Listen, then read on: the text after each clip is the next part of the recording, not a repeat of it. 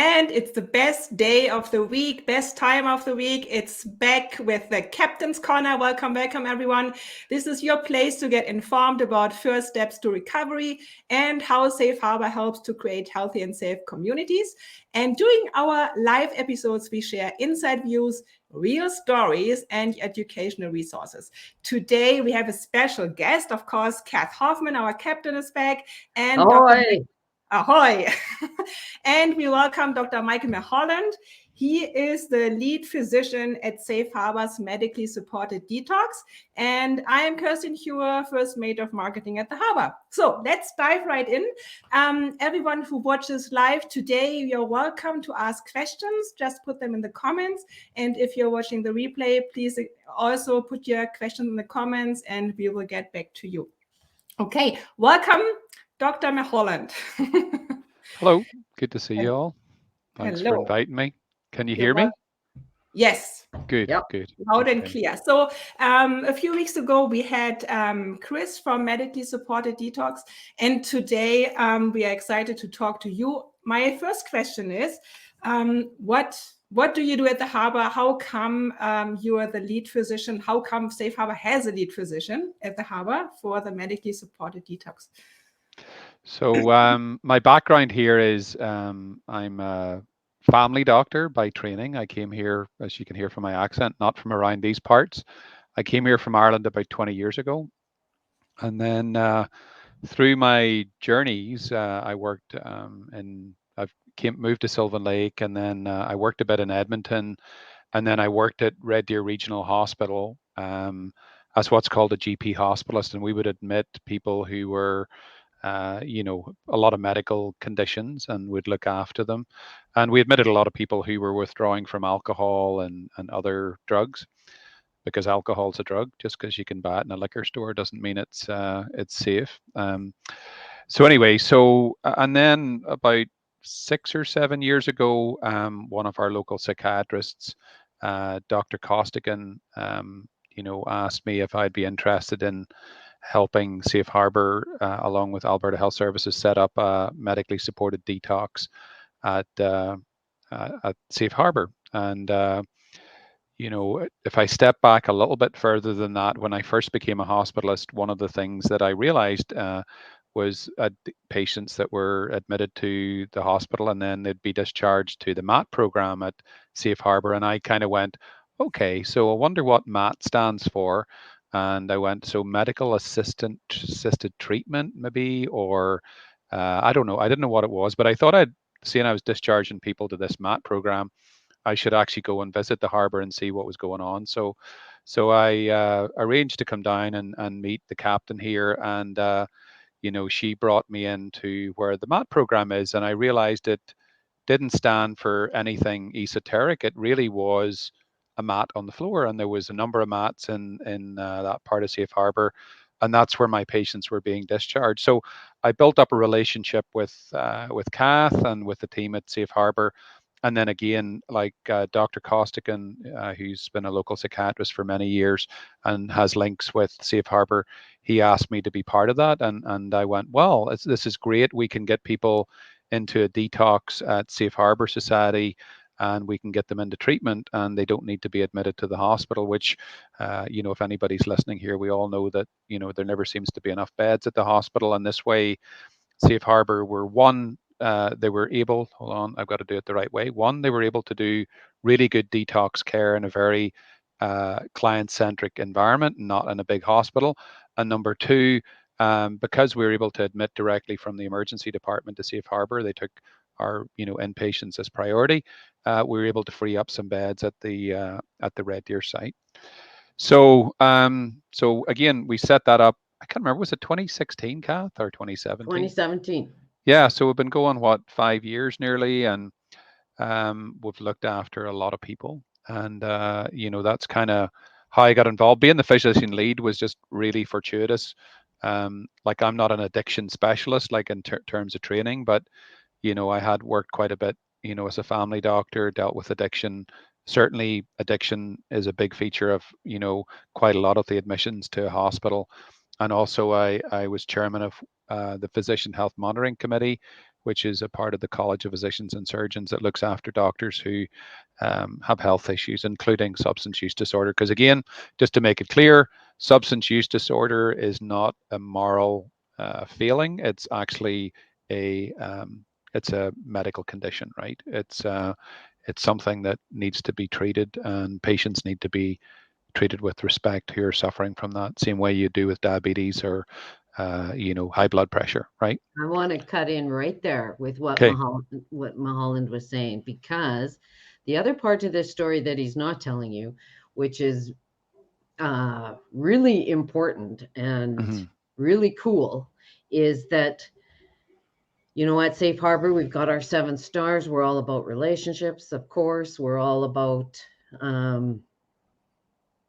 welcoming people.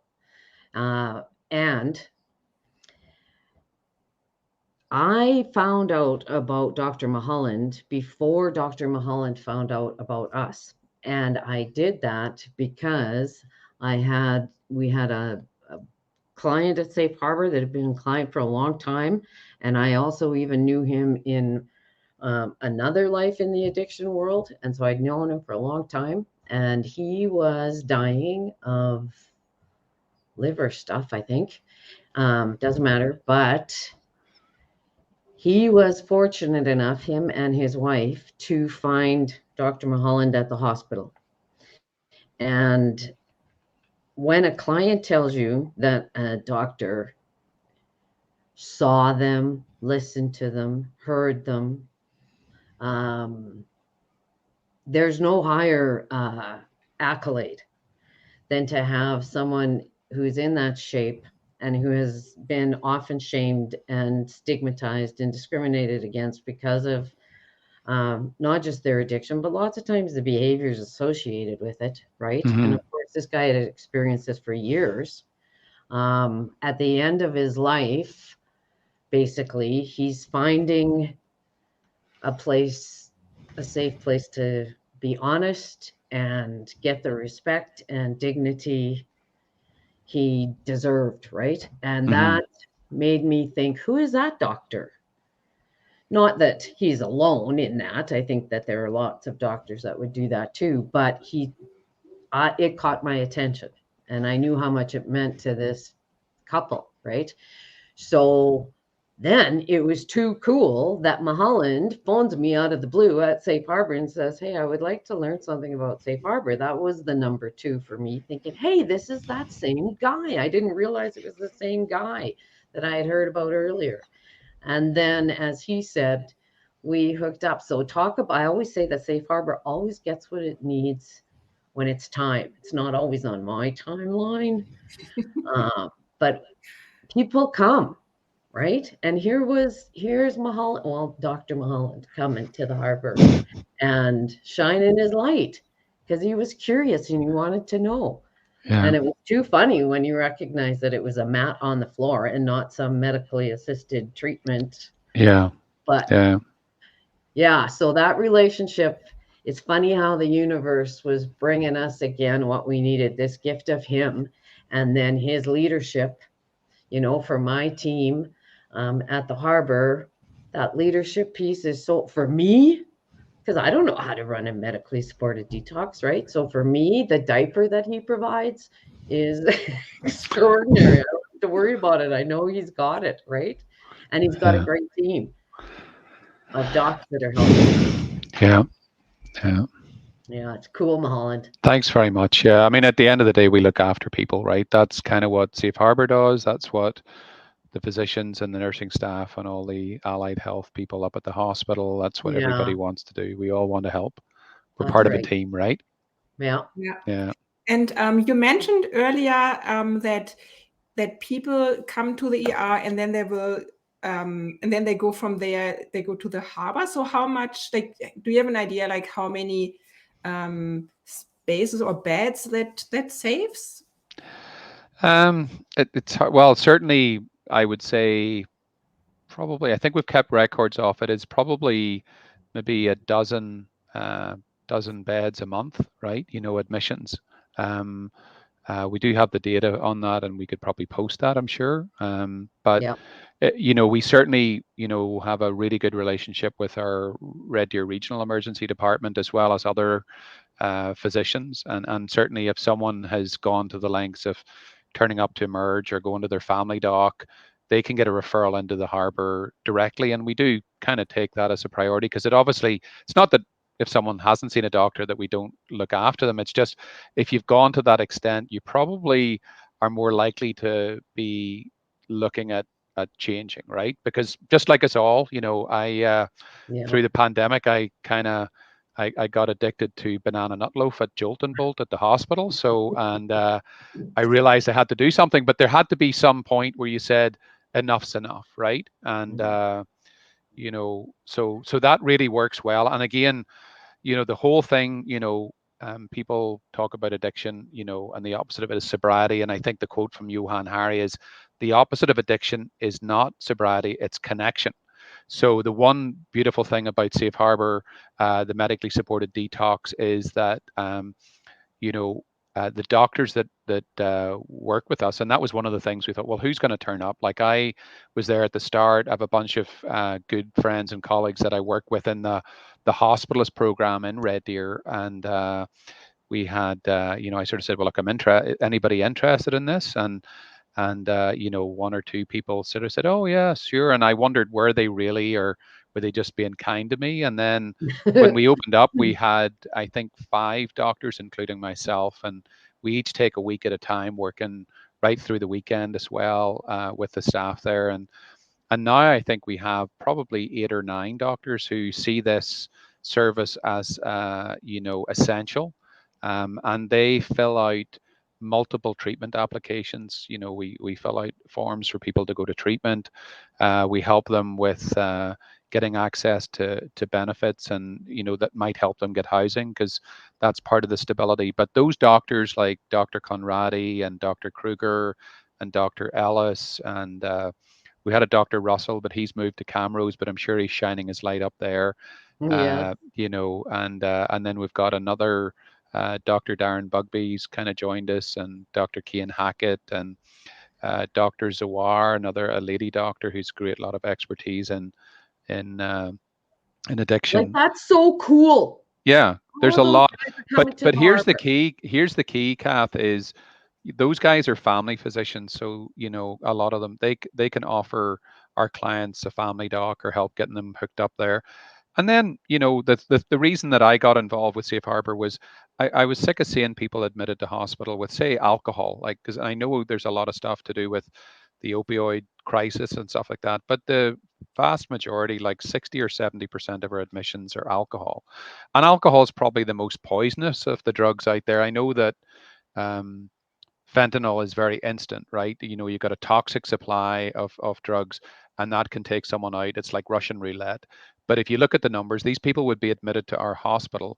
And I was sick of seeing people, like, 40 years old, and that basically they were like demented, right? So, but the interesting thing is, if you have, had health issues with substance use disorder, alcohol being a substance, you get admitted to the hospital. So the beautiful thing about it is, they might be admitted to the detox, but if they're admitted to the hospital for a medical issue, they get looked after by the same people. And I get to Yeah. see people. I work at the hospital still. I get to see people up there, and I go, hey, Yeah. we've met before, right? We've got Yeah. that relationship, and I'm able to treat them with respect, which sometimes, it's easy to judge other people, right? But, before we came on this call, or this program, we talked about, we're all in this together, right? you know, Alberta Health Services at the hospital, Safe Harbour Medically Supported Detox, the shelter staff, the City of Red Deer, the primary care network, Turning um, point. Turning Point, and the diversion program, the social diversion. All those people, we're all working in together, because that's Yeah. the only way we're going to change this, and it's changing it one life at a time, right? Yeah. So, but yeah, we've got a bunch of docs, and I'm just excited. I've got another couple of docs that are very highly qualified specialists that are heading this direction, and they want to be involved with some of the work in shelter. And I agree with you, Kath. I think God definitely brings people in. It's kind of like that field of dreams. Build Yeah. it and they will come, right? And I'm just saying that to all those out there who have influence about shelter, because I think that's another build it and they will come. We're really looking forward to how we can medically support the shelter with the same docs that are working at the detox, and Yeah. it's about making a difference, because really we don't want them to be customers at the hospital. We want them to get free, right? Yeah. So Same with the shelter. yeah, We want them to get free there too, right? yeah, yeah, And trying to have all of those supports like at the hmm, ready. yeah, Um, did you find, I was always curious with the docks coming to the harbor, um, and how they have you heard, or even yourself, Mulholland, how was it to step into the nonprofit world? Like, did you guys have any experiences that way? Like, where, oh yeah, I guess we're here. yeah. Maybe the parking lot and the the paved parking lot, or the lack of. Yeah, I mean, here's what I think about it is, yeah, it's definitely. I mean, I grew up, practiced in Alberta Health Services. I really didn't know how much things were, right? Like drugs, when you wrote a prescription for something or wrote an order at the hospital, you just ordered it. And then when you ordered it at Safe Harbour, and you guys have a finite budget for, because you will supply some of the medication for people when they don't have benefits for it.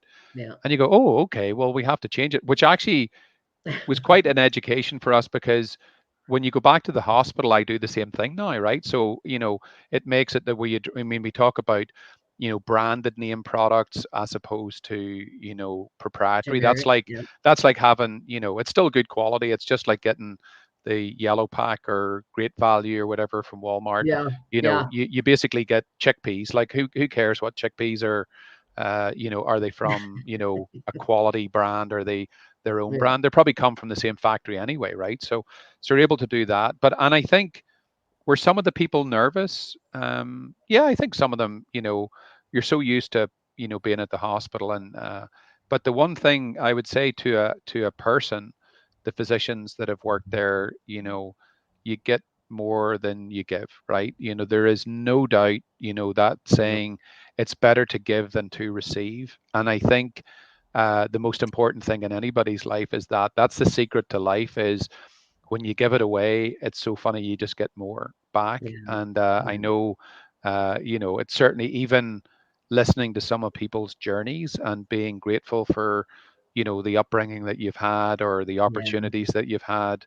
Yeah. And uh, and that's the thing that I'd say. Like, I work quite a bit with the college, with docs that have um, substance use disorder.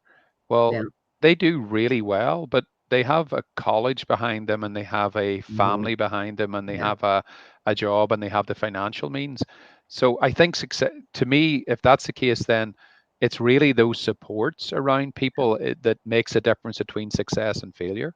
Well, and Um, that's um, what you were saying about Johann Hari yeah, and the opposite of addiction it's being connection, connection. right? Yeah. Right. And There you're again. building that strength, right? Yeah. Because I mean, I will say, the harbor doors are open for anybody. It doesn't matter your class, your color, your creed, your sexual orientation, or anything. All you have to do is turn up at 8:30 any morning, 7 days a week, like 7 days a week, and we will look to accommodate you. Now, obviously, we make a clinical judgment. We don't have like 200 beds, so we Yeah. we basically do a risk assessment and see who we can admit that day. But if we Yeah. can't admit you that day, we'll give you a time to come back.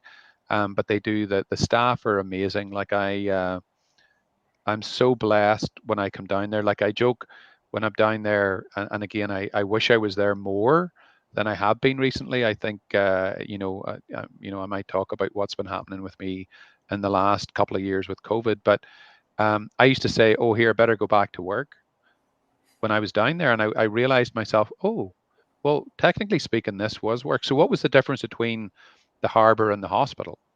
And I think maybe it's that bit where, it's not completely altruistic. Like, we do, the doctors are able to, bill healthcare for the care. A lot of people, not a lot, a good percentage of them don't have Yeah. medical coverage, and that's okay. But again, what is that bit in your heart that says, oh, I better go back to work, when you've just spent 2 or 3 hours with people you're going through some really rough times, and you come into detox, you're not feeling great, Yeah. so anyway. Yeah. Yeah. So what does a typical day at the harbor look like for you? So normally what happens is, say, it's 24/7. Like the Safe Harbour is staffed 24 hours a day, 7 days a week, but we have an intake in the morning at 8:30, and the nursing staff basically, bring the people who are wanting to come to the harbour in. They kind of take a quick, what we'd call history, and that's just their story. What are they using? When did they last use? They do an assessment to see, how stable they are. I mean, there are some withdrawals that we do need to manage at hospital if someone is, especially if someone's other, what we call comorbidities or other illnesses that might make it unsafe to be at the harbour, and they do that assessment. So they'll do that assessment. The doctor who works the harbour is working at the hospital in the morning. We're always available. If something goes untoward, we can nip down pretty quickly because we're close by. And that's one of the things that, any detox should really be close by the hospital, just in case we need to get people in there. Um, and then normally at about 11, between 11 and 12 o'clock, the nurse will call me and say, hey, I've got 3 admissions for you. And they'll kind of give me a quick sort of elevator pitch on, a 34-year-old lady who, drinks, a Mickey a day or a 2-6 a day and last drank 24 hours ago. Then they'll tell me a bit about their medication that they're on, any other medical problems that they may have. Then I'll give some orders. And then once I've finished in the hospital, we usually go over maybe 1 or 2 o'clock and we see those clients, those human beings, Mhm. and we interview them. Again, going over a little bit of the history. I kind of learned that you don't want to repeat it too many times, because by that stage they've probably told their story twice, right? Yeah. So the nursing staff do a tremendous job at getting that intake, and then we do a physical examination. We write up the orders for withdrawal. Explain kind of what the stay. Usually alcohol's about a week or so. And then crystal meth is another common drug, and then opioids, obviously everybody knows about that. But um, and then normally we then will see, so we'll see the intake patients first, or then we'll see any patients that have health issues, or it might be, which really is a joy to us, someone who's looked at maybe a treatment application. We fill out the medical component of that and get them sent off so they can get to treatment, and that's a really good opportunity for us. I always excited. One of the most exciting admissions, Kirsten and Kath, for me, is the person who's filled out an application, and you don't get there. I'd love it that they were with us for a week and then they went straight to treatment. But a lot of times they go back out, and that's always a challenge to stay sober when you're out of the detox if you haven't gone to treatment. But we would say when you're going to treatment, you book in with us and we will keep you for 5 days and then get you straight there. When people come back, and I remember one guy, I think he had been admitted to detox about 9 times, and then the 10th time uh, he was coming in to go to treatment, and that's called consistency. That's called, uh, you know, you're not down. You're either up or you're getting up. And I think is it a Japanese proverb? Fall 7 times, get up 8. Right. So this Yeah. person fell 8 times, got up 9, and we got them to treatment. Yeah. That's a beauty. That's kind of, that's going to make a real difference in their life. Mhm. So Yeah.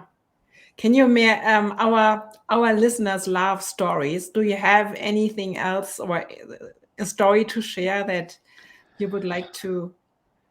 I think, I mean, there's a lot of stories. There's a lot of stories. And I think this story is got two things. We had a young girl, I think she was about 24 years old, and she had a history of using opioids, right? And she came in with us, and I think she was in a couple of times, but the second time she came in, it kind of stuck, and we got her into treatment.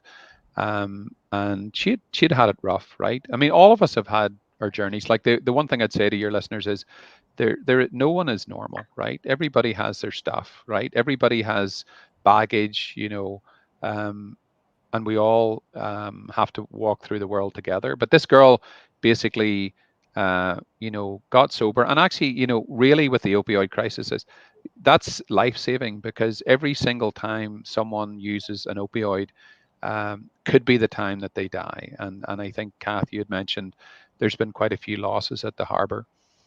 And I think it was the first Christmas, I think, that we were open. We had a guy that kind of hung around with us for a while over Christmas, and had a really good Christmas with the people at the Harbour. That was almost his family. This guy had experienced homelessness and had been kicked out of his apartment. And the Harbour is, the is a welcoming place. We never judge anybody when they come in. Your welcome is all you hear. Even if someone's coming back 10 times, it's like, don't feel bad. You're welcome. You're still alive. We can still work with you, right? So we saved this girl's life, and that's the truth. And then we had one other guy who was in with us over Christmas, and then in the new year, um, he went out and used and died, right? And we have a thing in the Harbour, and I love when I said we, Yeah, the I love that physicians you are said we too. we have a thing at the Harbour where we have a sharing circle, kind of like a little bit of a remembrance for someone that we've lost, right? And unfortunately, this is happening too often. Yeah, But this girl who was in knew this guy because he was there when she was part of her treatment, and she came back for his sharing circle, and she shared, right? yeah, And I know that sounds, there's just everything in that, any good yeah, movie, any good story has tears and it has joy. So yeah, for me, you know, that's the piece around it is, and it does take a lot. I would like to say to your listeners as well is, everything has a cost, right? Not just a financial cost, but the people that work at Safe Harbour, really, there's a lot of that sort of thing where you hear the joys of someone who's remained sober, who's building their life, but also we know people whose life has been cut short you know, um, substance use, right? And so that's the thing. If you can say a prayer for the people working there, it definitely is. It's not an easy job, but I think everybody, your listeners, would know if they look and they reflect on their life right now, the things that they really appreciate is the things that cost them, right? If you get something yeah, for free, you don't appreciate it. And I think the other piece around it, even I look at my life, my failures turned out to be my greatest learnings, right? yeah. You know, and as I Because say, we always learn things best, I think, by heart. yeah, yeah, that's it. Whether our heart's broken or our heart's Yeah, happy, yeah, that's how we navigate. That's how we yeah, try and navigate because we're all humans. yeah. And sometimes, yeah, I just sometimes that think I'm one. I'm looking here, like Kirsten has really nice hair and Kath has got really nice hair, and they're both wearing hats, and I don't have any hair and I don't have a hat. Molly, you got to get a cap the next time you're there. Pick up a Yeah, cap, yeah, tell yeah, I Chris to will. get you one. Yeah, yeah. I'm very proud to, like, I would say, you know, um, Kirsten, the other role that I have at the moment is I'm the medical director for the hospital. I did that on a temporary basis before Christmas of 2019, and then something called COVID hit about 2 or 3 months later, and like the Harbour, we've all been in this, and like everybody listening, we've all been in this roller coaster, right? Hmm. And hopefully we're able to get off that roller coaster now and actually try to go and get some ice cream or candy floss or whatever, you just Yeah, and get our bearings a bit. But it's been a challenge. But I would like to, I'm so grateful, and that's what I talk about. There's no success without succession. The guys that actually work there day in day out have done a tremendous amount. Damon Uniat has been great, and as I say, a number of these other guys that have worked there and girls have stepped up where I've been doing this stuff. And the only reason I'm in this role is that I want to have the best healthcare for people in Red Deer and surrounding areas, right? And that's everybody, right? yeah, That's the people that we may not agree with and the people that we may like we don't understand, And I know that was me at the Harbour. And one thing that is really important for me is I've got an understanding now of people that I wouldn't have got from a course. When you actually sit down at the harbor and you listen to people's stories, you go, oh my goodness, like I would probably have turned to drugs if I had to Mhm. deal with what they had to deal with. They've had some really difficult stories, and that's led them down a path. But everybody deserves second and third and fourth and fifth chances, right? And I'm just really appreciative of the work that's done there, and I actually really am thankful for the harbor, not just the privilege it is to be associated with Safe Harbor and the medically supported detox, and to actually put it down, say, I was part of that getting set up. I honestly felt like I was an observer. Like there was a girl called Kathy Sheps that was really amazing at getting stuff done, and Yeah, she was. and And so Jen. yeah, and Jen, and you want to be cognizant of everybody's contribution. Yes. It's yeah, Mhm. and it saves the hospital, right? It definitely does. There's been many of a Red Deer resident or even Central Zone resident that's been able to get upstairs into a bed because not only the ones we sent from our ED, Kirsten, but people turn up directly to Safe Harbor for withdrawal that might have well turned up to the hospital. Yeah. Yeah. And Mhm. you know, Yeah. and It's so cool. We're so lucky. We're Yes. mhm, so lucky. Yes. yeah, yeah, Yeah. yeah. Wow. I think we are coming to the end of our daily corner, not daily, weekly corner. Is there anything else that you would like to add, Kath or Dr. Mulholland? Is there, before we end this episode? Yeah, I mean, I think the faith that Kath's had, the captain, I think I'd like to thank her for her continued faithfulness in this. It's not been easy. I mean, if any of your listeners are looking at the news, it's uh, she's not getting like medals and accolades and sort of gifts and things like that from everybody. It's a difficult job to navigate, but her heart is for these people and has been for the majority of her life. And her heart is actually, she cares for people. I've seen that. She cares for the staff that work there. She cares for the people that turn up at the shelter. She cares enough to try to help them, be able to get into some permanent housing. And part of that is, I think Brené Brown talks about, being vulnerable. I think Kath Hoffman is someone who exemplifies that openness of heart, which is a two-edged sword. She gives great love, but when you open yourself up like that, it can be hurt.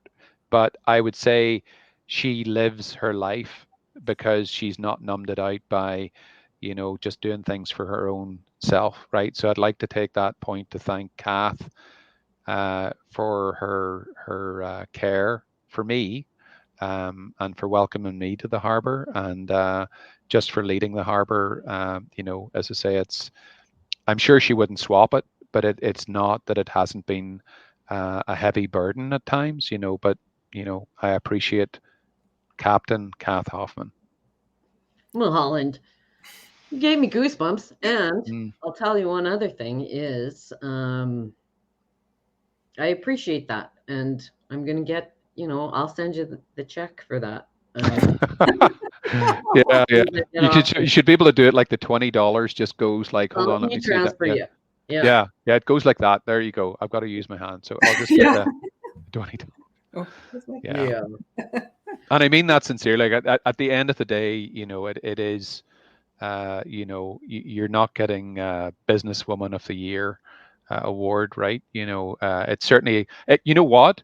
I think all of us would agree, if there was no addiction and no one with homelessness and no one who had hurts, I would think I would love to be out of a job as a doctor. Same. And I know Kath, Same. yeah, I'm ready. you could mhm. be lying on a beach in Mexico somewhere, and Yep. but in reality, this is what we're dealing with, and Yep. here we And we'll are. keep going. Yeah, We'll we keep will. going, Yeah. as Yes. always. Is this like a Every- podcast? Yeah, kind of. It's like Yeah. Yeah, talking that's to good. the moon. I like Maybe a, podcasts, so a yeah, Yeah. video podcast. Yeah. yeah, perfect. Awesome. Thank you so much, Dr. Mulholland, for joining us today. And for everyone listening today, if you don't follow us yet on Facebook, please do so. We also have a YouTube channel where we combine all our episodes. So please follow us there too. We want to get to 100. And so that was it for today. Thank you very much, everyone. And as always, steady as she goes. Steady as she goes. Steady as she goes. Take care. Take care. Thank you. Bye-bye.